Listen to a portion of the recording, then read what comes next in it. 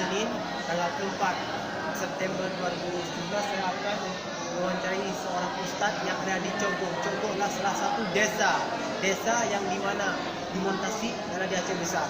Sekarang saya akan langsung mewawancarai ustadz tersebut. Assalamualaikum Ustaz. Jadi Ustaz, bagaimana cara pengajaran di sini Ustaz? Sebenarnya apa mereka ada sekolah lagi ke SD, SMP, SMA atau belajar apa di sini Ustaz? Di sini anak-anak di sini kita terima dari umur 12 tahun kita selesai kepada universitas dan sekolah dasar, dan mereka kita berikan sana di sini khusus untuk belajar dan di samping itu juga mereka belajar alim kita hukum fikih sebagai dasar-dasar dalam mereka belajar pengertian,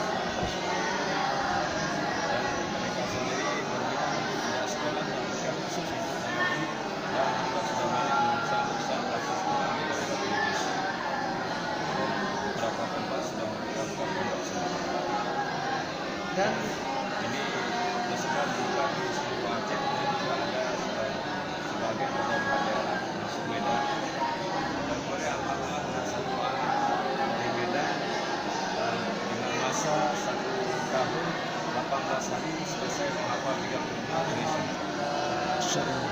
Kalau boleh saya tahu Bapak, ini adalah sebuah perkumpulan Bapak seluruh Aceh di sini di Cogong. Dari negara mana saja? Alhamdulillah kita sering dikunjungi dari rombongan-rombongan dakwah Pakistan, India, Bangladesh, Malaysia, Thailand, dari luar negeri bahkan dari Afrika Selatan, dari Inggris, Prancis, kemudian dari Turki pun pernah, dan jemaah-jemaah kita pun sering dikirim ke luar negeri. Kemarin kita kirim satu jemaah ke Yordan.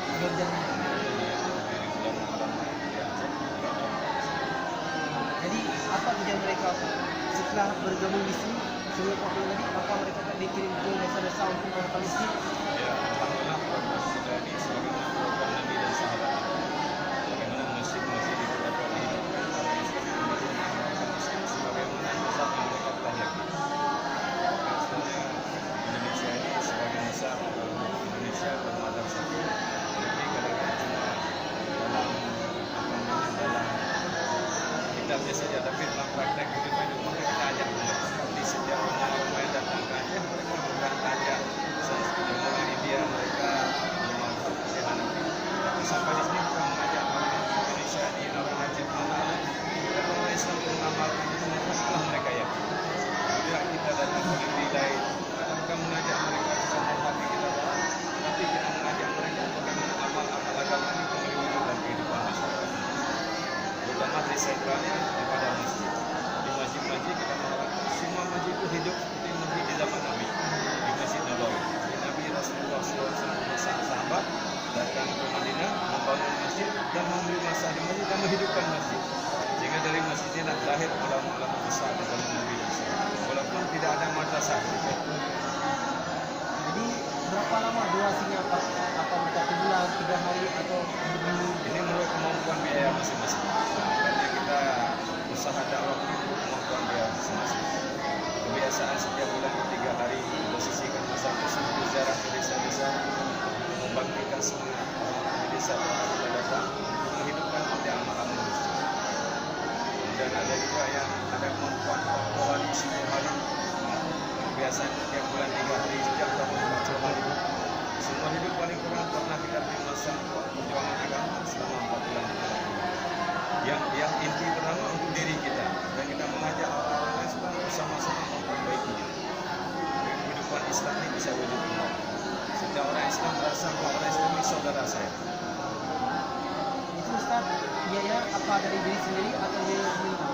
Kehendak Allah Subhanahu Wa Taala dalam perjuangan agama ini, bi'amwalikum wa anfusikum. Dan ini telah dipraktikkan oleh para sahabat. Sahabat-sahabat ketika mereka bergerak memperjuangkan agama Allah, mereka korban diri dan harta mereka sendiri. Bahkan ada yang sampai habis harta mereka sebagaimana Abu Bakar As-Siddiq. Terima kasih Pak atas sedikit pencerahan tentang misi kasus ini. Saya sangat bangga dan saya terkagum dengan anak-anak yang belajar yang mereka konsentrasi dan Bapak ingin bawa sini akan membaca dan juga melihat kita Pak. Ya, alhamdulillah. Dalam masa depan ini, insya Allah kita bersama yang Ya, sekian dari saya.